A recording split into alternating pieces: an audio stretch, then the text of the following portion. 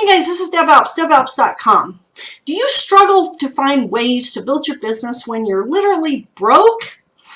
Guys, I understand this completely. In this short video, I'm going to go over one really crucial way that you can use if you are just devastatingly dead broke. There are tons and tons of people that have built this business, and financially they just didn't have the money to do that. One of them is Dani Johnson. Her story is pretty interesting. You can go over to her website, DaniJohnson.com. And when she first started out, she was living in her car, and she was making phone calls on a payphone. She was literally homeless. She was living in her car. So she built this business, and she built an 8-figure income, at least an 8-figure income. Ray Higdon was building this business, and he was in personal foreclosure. His girlfriend was working in the department store just to pay the utility bills. So he had no money and was in fear of losing his home. He's an 8-figure earner.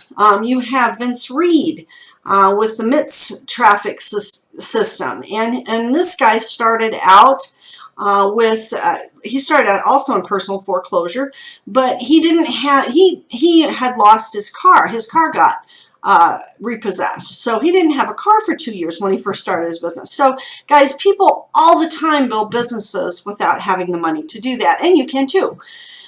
Anyway, one of the biggest ways to build your business if you don't have money is you always have a telephone. Now, I mean, people will pay for a telephone when they won't pay for anything else. So, you know, this little tool, this little telephone, I swear to God, I have never had the phone bite me. I've never had it burn my ear or anything like that. It really hasn't done that. But guys, you got to get over your fear of the phone. A lot of your big marketers, you know, they'll reach up, get on the phone, and they'll call people. So what do I do when I do that? Okay, I'm going to go over some scripts and some tips with you. First of all, let's say I'm calling a realtor, and you can change this around to whoever you're calling. Let's say I'm calling a realtor, and I say, "Hey Joe, this is Deb. Deb Alps. I have a business here in town, and your name came across my desk. I'm a little bit embarrassed. I didn't write down who referred you, but your name came across my desk, so I wanted to reach out to you and give you a call today. So how you doing?" And basically, you know, they'll go ahead and answer that question. I say, "Great, you're in real estate, right?" And of course, they're going to tell you, "Well, yeah, I sell real estate." "Well, great. How long have you done that?" You know, they'll give you the answer to that, and then you can go ahead and ask them, "Well, you know, how do I know?"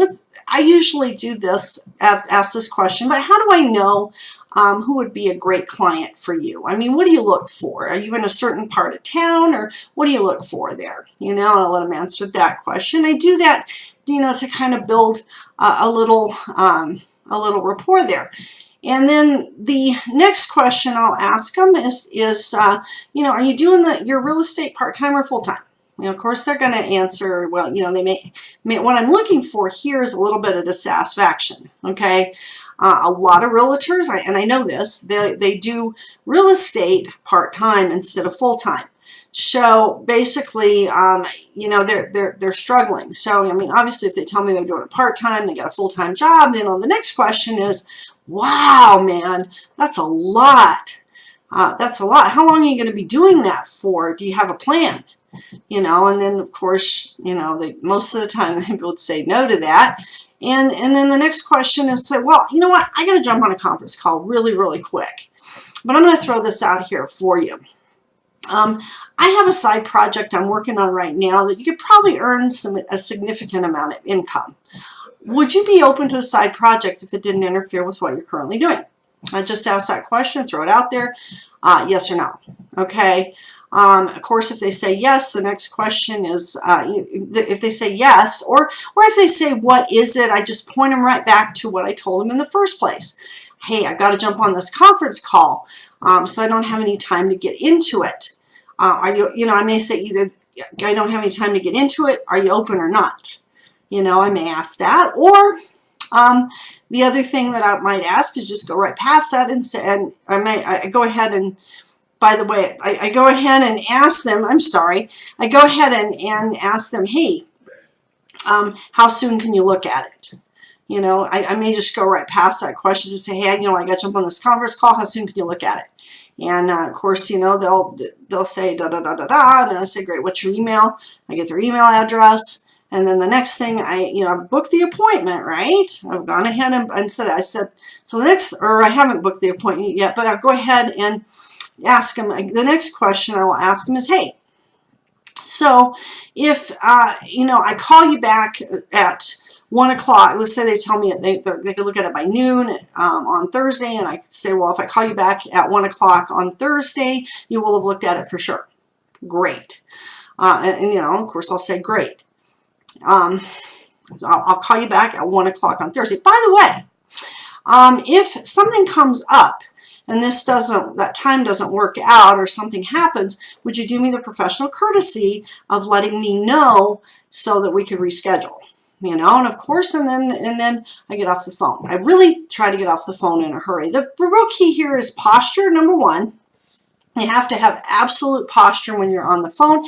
And guys, getting on the phone will give you posture out and about. It will give you posture in everything. Because when you practice and get good phone skills, you're going to have good skills out and about too. You're going to be able to talk to people and be very, very comfortable talking with them. So that's the other reason I like cold calling, is it builds your posture. So, guys, if you really are devastatingly, but I also do attraction marketing, which is online. It's not very expensive, but of course it does cost something to set up websites and stuff. All of YouTube videos, again, I'm going to add that as well. YouTube videos are absolutely free. You can do a YouTube video and upload it. It's absolutely free. And you can get leads from your YouTube video, even without a website. But you could, you know, say, hey, you know, if you like this, you got value from this, go ahead and give me a call, and you can you know, point them to your Facebook page or whatever, and they can get your phone number.